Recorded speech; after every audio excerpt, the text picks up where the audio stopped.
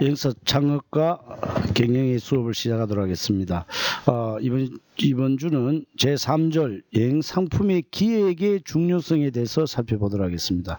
여행상품의 기획의 중요성에서 첫째, 시장 변화에 대응을 해야 됩니다. 기획을 할 때 시장 변화에 대응이라는 것은 소비자의 생활 수준이라든가 욕구의 변화와 더불어 소셜 네트워크 및 TV 홈쇼핑을 통한 새로운 유통업계, 항공권 발권 수수료 정책의 변화 등 여러 시장의 변화에 새로운 여행상품의 개발이나 기존 상품의 개선 방향 등을 결정한다라고 되어 있습니다. 그래서 시장 변화에 대응을 한 여행상품을 기획을 해야 되고, 두 번째, 과당 경쟁이 있습니다. 과당 경쟁이라는 것은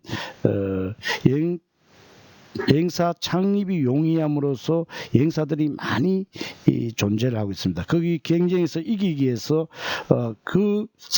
이기기 위한 상품 기획을 해야 되는데, 그것은 상품의 차별화가 있습니다. 상품의 차별화는 경제적인 금전적 여행 경비에 대한 차별화뿐만 아니고 그 차별에 대한 상품만이, 그 새로운 아이템과 정보 이런 것만이 생존 경쟁과 직결되어 있다고 생각할 수 있습니다. 세 번째, 수익의 증대와 기업의 성장. 여행상품은 상품의 주기가 굉장히 짧습니다. 짧기 때문에 차별화된 여행상품의 기획과 지속적인 제공, 이것이 기업의 목표 이익을 확보하는 데 굉장히 중요한 것입니다. 그래서 여행상품의 기획의 중요성에서는 첫째, 시장 변화에 대응, 그 다음 두 번째, 과당 경쟁, 세 번째, 수입의 증대와 기업의 성장을 고려한 상품의 기획을 해야 된다는 뜻이기도 합니다. 상품 기획 시 고려사항을 보면은 첫째, 기업의 여건, 우리 회사에서 구축하고 있는 유통 경로에 대한 구축, 그 다음에 재무 능력, 인재 활용, 품질 관리 부서 간 협력 등 지사의 자원 분석, 이것이 기업의 여건입니다. 예를 들어가 허니문 여행사를 상품을 기획을 하는데 허니문 상품을 설명할 수 있는 직원이 확보되어야 된다는 그런 직원들의 역량, 이런 것들도 상품 기획 시 고려해야 될 기업의 여건 중에 하나입니다. 두 번째, 시장 경쟁력. 시장 경쟁력은 그 상품이 기획이 되면서 시장의 우위를 차지할 수 있는 특이성, 차별성을 가지고 있어야 된다. 타사보다 우위성을 점할 수 있는 차별화된 상품을 만들 수 있는 그런 경쟁력이 있어야 된다는 뜻이기도 하고요. 세 번째, 연속성입니다. 상품을 기획을 해서 그 상품이 연속적으로 사이클이 계속 돌아가야 되는데, 며칠 판매를 하다 중단되면 그 상품의 연속성이 떨어집니다. 그래서 성수기, 비수기에 따른 특정한 시즌이나 요일에 집중되지 않고 상품의 라이프 사이클이 계속 이어지는 연속성을 가지고 있어야 됩니다. 네 번째, 합리적 가격과 수익 보장. 여행상품을 만들었는데 마이너스가 나면 되지 않는다는 뜻이죠. 쉽게 말하면. 그래서 합리적 가격과 수익 보장이라는 뜻은 경쟁에서 우위를 점한 것과 더불어서 가성비가 있어야 된다는 겁니다. 합리적 가격이란 상품의 기능과 가격을 비교하여 상대적으로 저렴하고 좋게 느껴지는 상품, 이것을 합리적 가격이라고 하죠. 그래서 합리적 가격과 수익 보장, 우리 요즘은 많이 흔하게 쓰여지는 착한 비용이 될 수도 있습니다. 이런 것들이 여행상품 기획 시 고려해야 될 사항들이기도 합니다. 그러면 다음은 여행상품의 가격. 여행상품의 가격이란 무엇이냐? 여행상품의 가격 결정은 생산원가. 자, 생산원가라는 것은 여행상품은 나는 나의 마음을 샌프란시스코에 두고 왔노라 라고 할 때 샌프란시스코를 가고 싶어서 여행상품을 구입하려고 합니다. 그러면 여행상품을 샌프란시스코 가는 항공료 플러스 그 다음에 그 항공뿐만 아니고 샌프란시스코에 도착해서 먹고 자는 비용, 그 다음 거기에서 일반인들이 할 수 없는 언어적인 문제라든가 이런 서비스, 이 세 가지를 합친 것을 여행상품의 가격에 해당되는 것입니다. 그래서 여행상품의 가격 결정은 생산 원가에 알선수수료를 더한 것이며, 알선수수료가 곧 마진, 이윤이라는 뜻을 말합니다.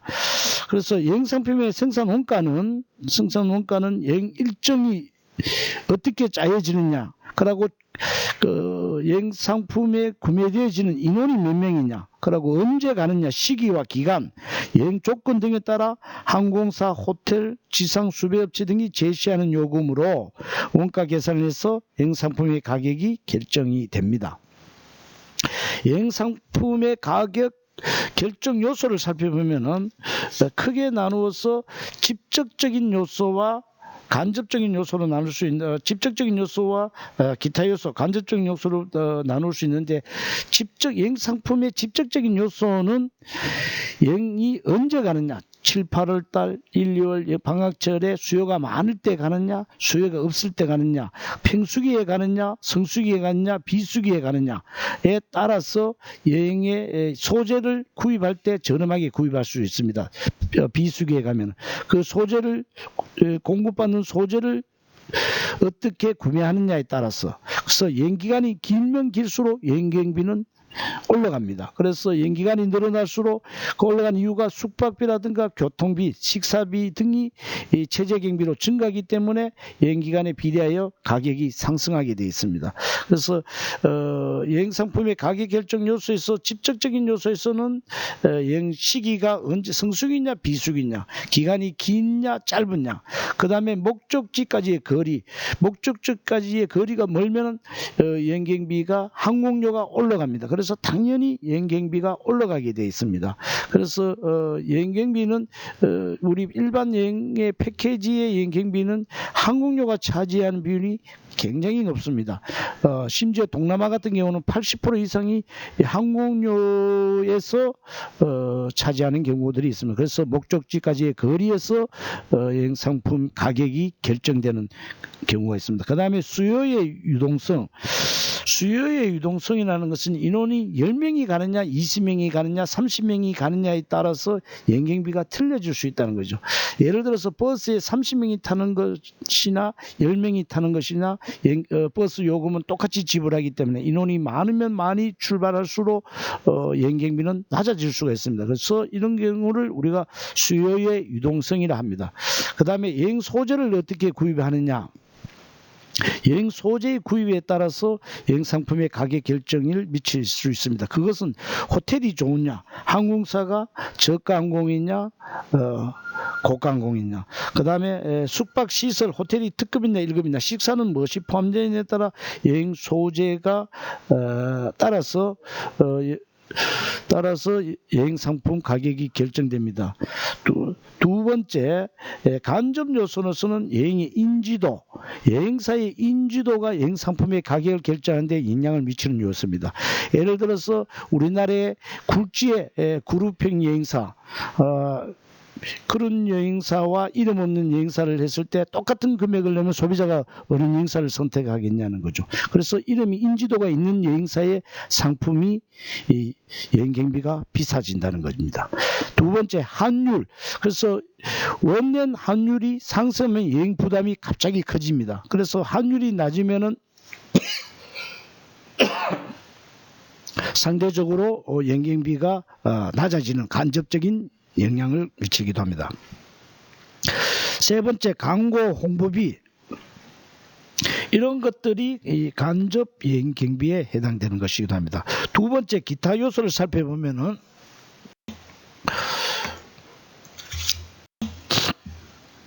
일차적인 요소로서 숙박, 교통, 식사의 조건에 따라서, 그래서 일차적 요소는 일차적 요소 호텔 조건, 호텔 등급별에 따라서 가격이 착합니다. 5성급에 주무시느냐, 4성급에 주무시느냐. 그렇지 않은 일반 호텔에서 잠을 자느냐에 따라서 여행 경비가 가격 결정에 기타 요소로 작용할 수가 있습니다. 그다음에 교통 조건.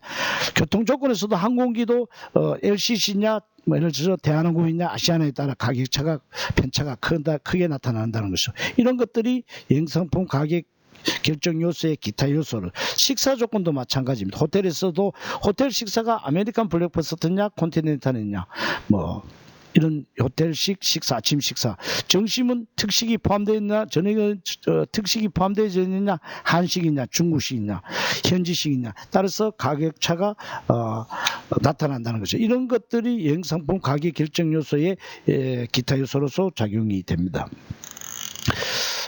그 다음 2차적 요소를 보도록 하겠습니다. 2차적 요소는 수급 원칙이라는 거죠.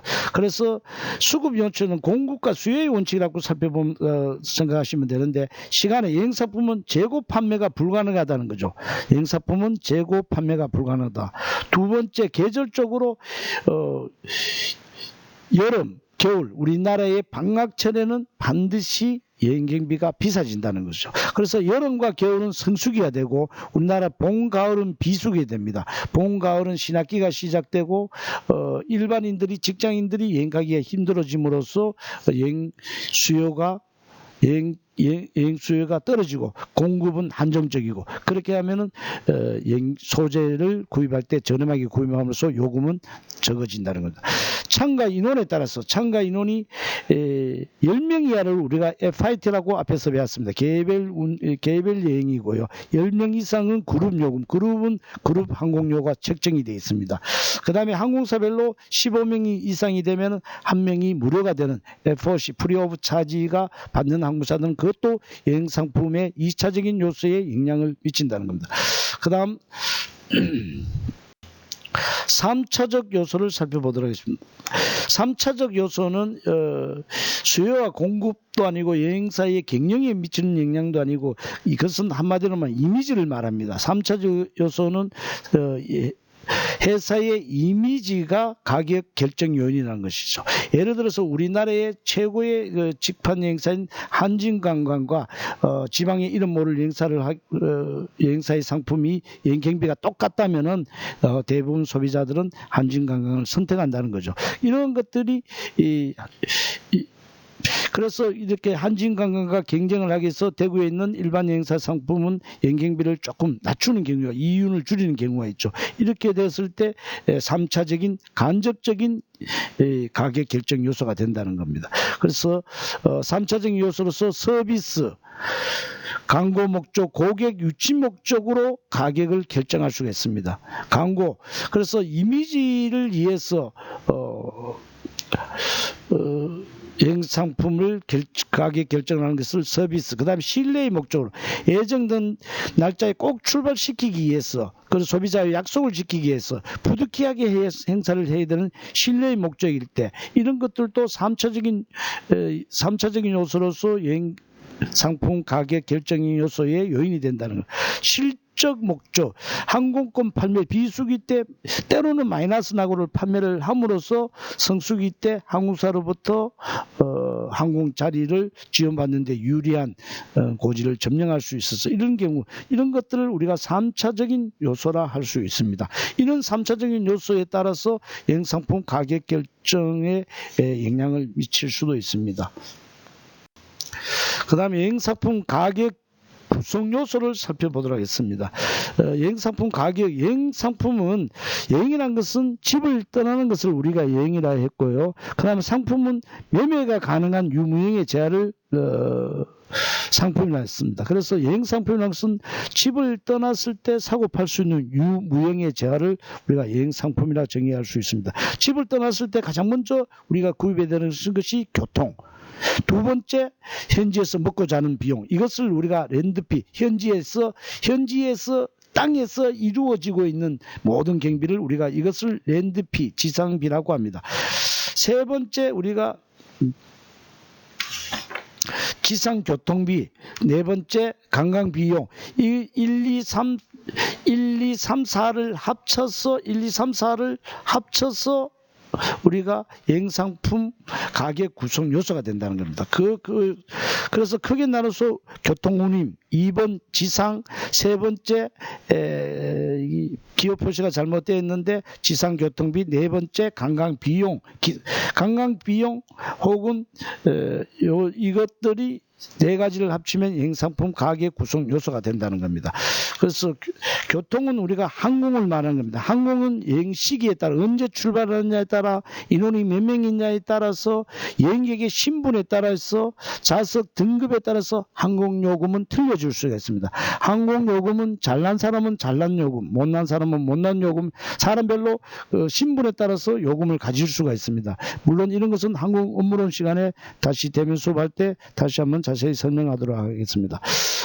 그 다음 두 번째 지상비라는 것이 있는데, 지상비는 예를 들어서 한국 사람이 10명이 태국을 여행을 갔습니다. 태국에 도착해서 이루어지는 모든 경비가, 태국에서 이루어지는 모든 비용이 지상비가 됩니다. 현지 목적지, 현지에서 여행 관련 이용 시설 및 여행 요소와 관련된 서비스와 이용에 따른 비용이라고 책에서 정의되어 있습니다. 이 비용이 지상비고, 이 지상비는 현지에서 먹고 자는 숙박비는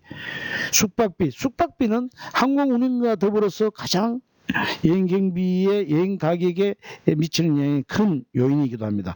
이 숙박비는 잠만 자는 것이 아니고 거기에 따른 아침 식사가 유로피안 식사냐, 아메리칸 식사냐, 콘티넨탈 식사냐에 따라서 숙박비가 틀려집니다. 그 다음에 숙박시설은 5성급, 4성급, 3성급 이렇게 나눠줄 수 있는데, 숙박시설의 종류는 호텔의 등급에 따라서, 그리고 호텔의 위치가 다운타운에 있느냐, 신계지, 외곽지에 있느냐, 그 다음에 시설 등에 따라서, 호텔의 시설 규모에 따라서, 객실 타입과 식사 내용에 따라서 숙박비는 다르게 산출될 수가 있습니다.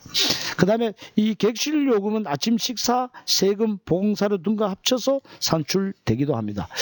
두 번째 식사는, 아침은 통상적으로 우리가 여행을 갔을 때 호텔에서 먹는 것을 원칙으로 하고, 중식은 로컬 관광지에서 먹도록 합니다.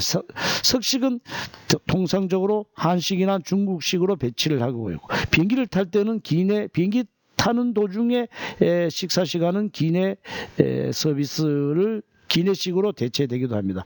그 다음에 세 번째 지상교통비라는 것이 있습니다. 지상교통비.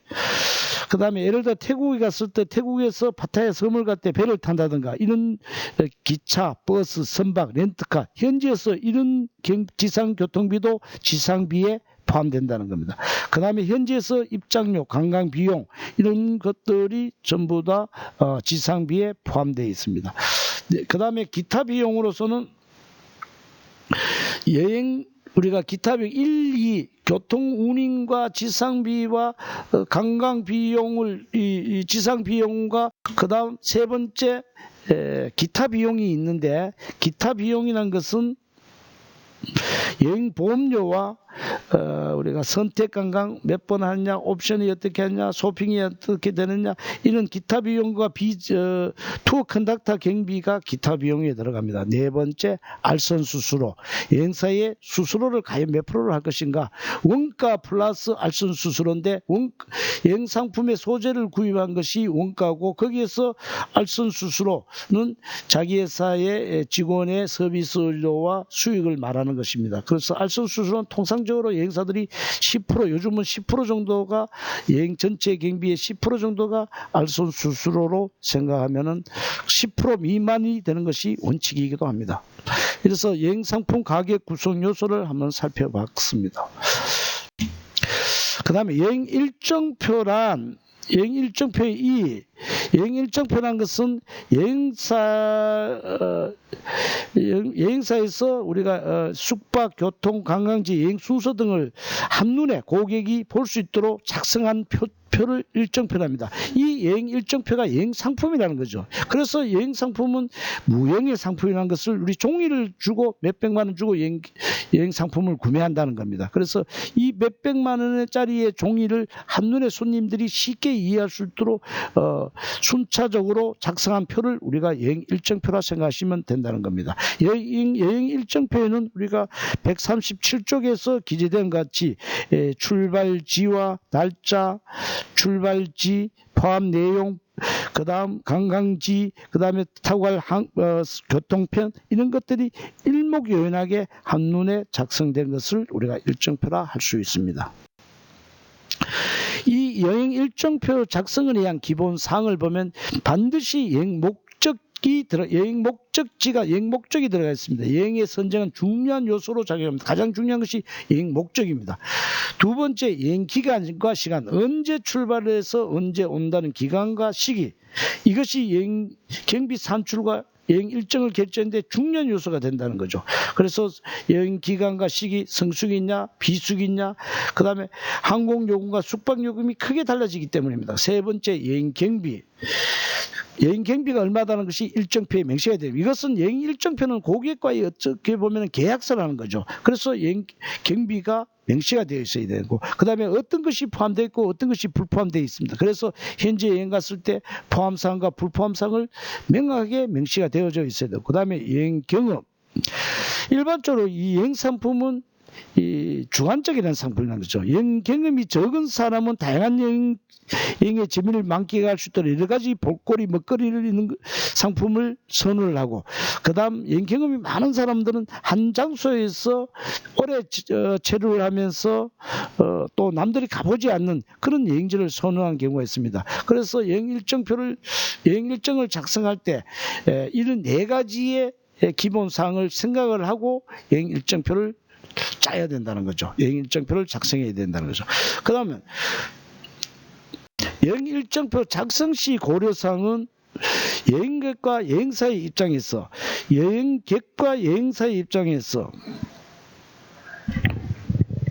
그래서 여행객의 희망과 기대가 충족되고 제공받는 서비스에 대한 이해와 여행 후 만족을 얻을 수 있도록 작성되어야 됩니다. 그래서 여행객의 요구 조건, 이 일정표 작성을 할 때 여행객의 요구 조건, 식사는 예를 들어서 중국 현지식은 우리는 못 먹는다, 또 현지식을 꼭 먹어야 한다, 그런 것들이 손님들의 기호에 따라서, 그 다음에 특성에 따라서, 그 다음 여행 목적, 그 다음 비용, 여행 경비, 여행 시기와 기간, 이런 것들을 다양한 요소를 반영한 여행객과 여행사의 입장 사이에서 여행 작성을 고려를 해야 되고, 여유 있는 일정을 짜야 된다.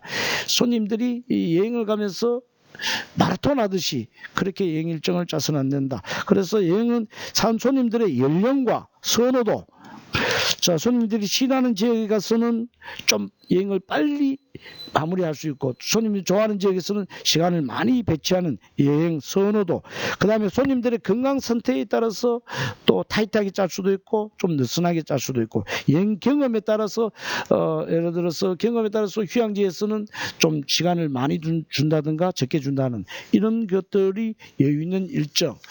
세 번째, 다양한 여행 정보 제공.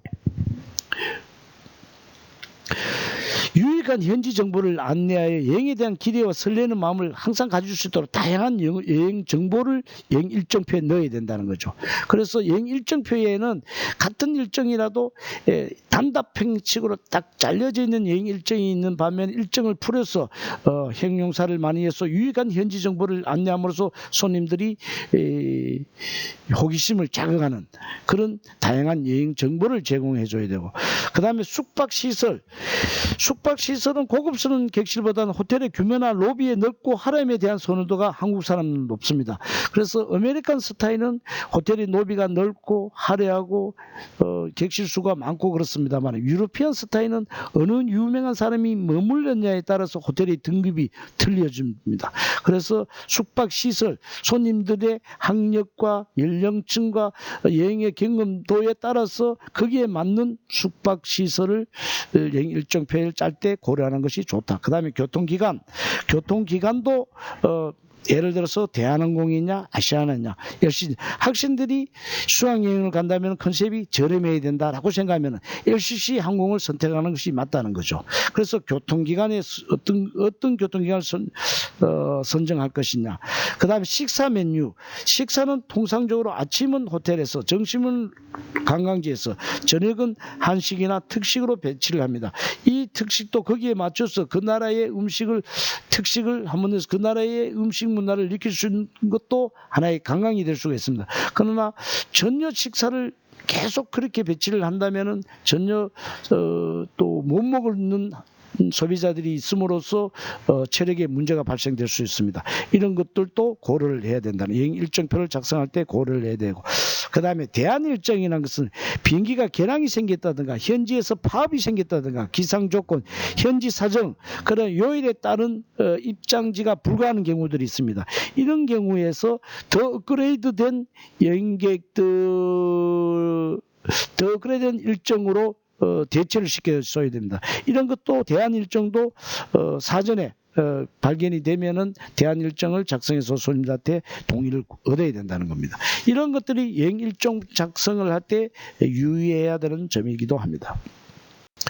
여행 일정 표의 작성, 여행 일정 표의 작성은 나중에 우리가 대면 수업을 할 때 실제적으로 직접 한번 여행 일정표를 작성해 봄으로써 무엇이 명시가 되어야 되는지를 알 수 있습니다. 첫째, 여행 상품명이 들어가야 된다는 거죠. 패키지 같은 경우는 코드가 들어가고, 여행 상품, 예를 들어서 영진 전문대 학생들이 졸업여행을 50명이 관광학생 졸업여행을 50명이 제주도로 간다면은, 그러면 영진 졸업 파티, 이런 여행 상품명이 있을 수 있다는 거죠. 그와 마찬가지로 여행 일정표는 여행 상품명을 명시를 해야 되고, 두 번째, 반드시 앞에서도 이야기했지만 가격이 나와 있어야 된다는 거죠. 가격은 통상적으로 항공 연령에 따라서 요금이 틀려진데 반드시 연령이 낮다고 해서 여행비가 저렴한 것은 아닙니다. 항공료는 저렴할 수가 있습니다만 또 다른 옵션 관계와 결부되어서 요금이 올라갈 수도 있습니다. 그래서 통상적으로 항공료는 그래서 잘생긴 사람과 못생긴 사람의 요금이 정해져 있다는 겁니다. 차일드는 차일드 요금, 학생은 학생 요금, 또 장애자 요금, 유아 요금 이렇게 있습니다. 유아란 것은 0세에서 2세까지를 우리가 유아라고 하고 2세에서 12세까지를 우리가 어린이 요금, 차일드 요금이라고, 어덜트 요금은 만 12세 이상은 어덜트 성인 요금에 해당됩니다. 세 번째, 포함 및 불포함 내역. 일정표에는 뭐는 포함이 됐고 팁은 포함되어 있다. 어디서 팁은 누가 낸다. 이런 것이 포함 불포함 내역들이 명시해야 돼야 됩니다. 예를 들어서 그 다음에 입장료도 마찬가지고, 그 다음 공항세, 출국세, 이런 비용들을, 현지에서 발생되는 비용들을 손님들한테 출발 전에 일정표에 반드시 명시가 되어져 있어야 된다는 겁니다. 그래서 여행자 보험, 인솔자 동행, 이런 무엇이, 그러고 호텔은 몇 일씩 기준이 있냐, 이런 것들이 반드시 기본 여행 일정표 작성에 포함되어 있어야 돼요. 그 다음에 기본 일정은 하루에 몇 시에서부터 몇 시까지 시작되면 그 이후의 시간들은 옵션으로 처리된다. 그 다음에 다섯 번째, 기본 일정에서는 일자, 첫째는 어디서, 첫째 1일째, 2일째, 3일째 되는 날, 그 다음에 반드시 도시를 어긋나면 계약 위반이 됩니다. 대구에 와서, 대구를 관광한다고 해서 경산에서 잠을 자면은 우리가 생각하기에는 거의 비슷하니까 별 문제가 없다고 생각하지만은 그것이 큰 문제가 될 소지가 있습니다. 반드시 대구로 했으면 대구로 명시를 하고 숙박지를 대구로 정해줘야 되는데, 관광 숙박지에는 대구로 적어놓고 경산에서 잠을 자게 한다든가 이렇게 하면은 그것이 여행 일정표가 잘못 작성된 경우를 말합니다. 교통편도 마찬가지입니다. 항공기, 기차, 선박의 경우는 편명과 출발 시간, 도착 시간을 반드시 명시해 줘야 되고, 그 다음에 세부 여행 일정표, 세부 일정표는 뭐 시간별로 어디에 간다라는 것이 명시돼야 되고, 다섯 번째, 호텔명과 호텔면 급수, 그 다음에 식사 관계, 이런 것들이 포함되어 있어야 되고, 식사는 아침은 브렉퍼스트, 중식은 런치, 석식은 디너의 끼니별로 호텔 현지식 한식 등을, 한식이면 한식 표시를 해주는 것이 원칙입니다.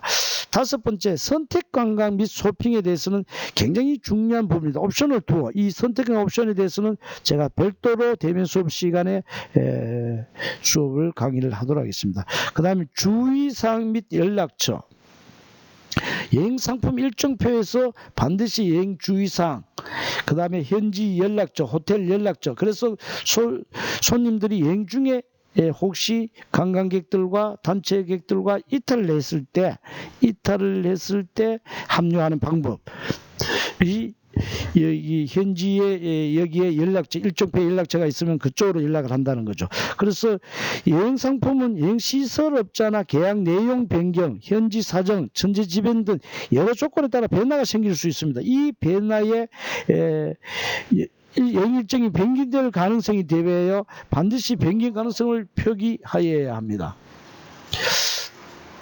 그 다음에 여행사의 수속 관리에 대해서 살펴보도록 하겠습니다. 여행사의 수속은 해외여행을 할 때 반드시 누구나 여건이 있어야 됩니다. 여건이란 것은 자국민이 출국을 할 때 필요한 출국 허가증이라고 생각하면 됩니다. 우리나라의 사람이면 누구나 해외로 출국할 때는 여건이 있어야 됩니다. 그래서 그것이 뭐 신분증과 신분증, 운전면허증이나 주민등록증으로서 출국할 수 없습니다. 여건은 한국 자국민이 외국을 여행하기 위해서 출국하기 위해서 반드시 필요한 출국 허가증이라고 생각하면 됩니다. 여건의 종류에는 일반 여건이 있고 관용 여건이 있고 외교관 여건이 있고 여행 증명서가 있습니다.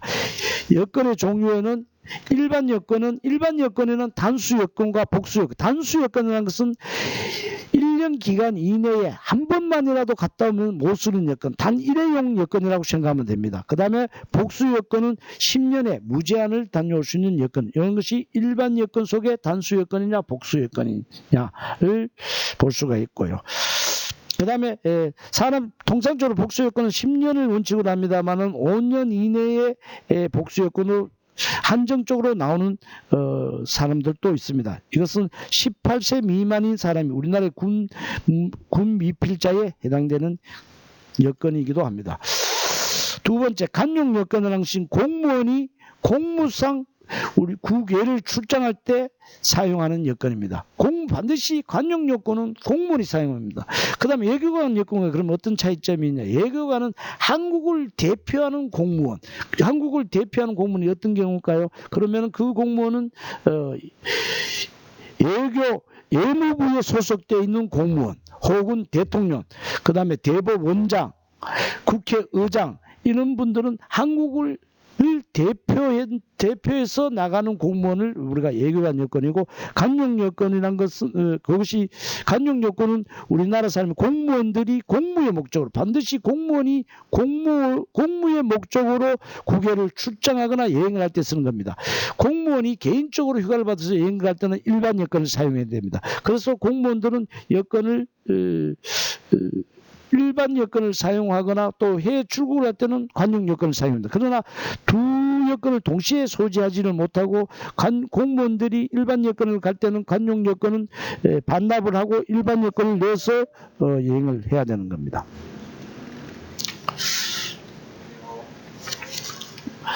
그 다음에 여건 발급 신청서를 우리가 160쪽에 있는 것을 한번 학생들이 직접 한번 작성을 해봐야 됩니다. 여건을 만들 때 여건 발급 신청서 어플리케이션입니다. 이것을 직접 신청을 해야 되고, 여건 발급은 그럼 어떻게 하는 것인가, 이것도 대면 수업할 때 다시 한번 이 발급 신청서를 한번 쓰고 직접 한번 해볼 수 있도록 하겠습니다. 그 다음 비자 수속.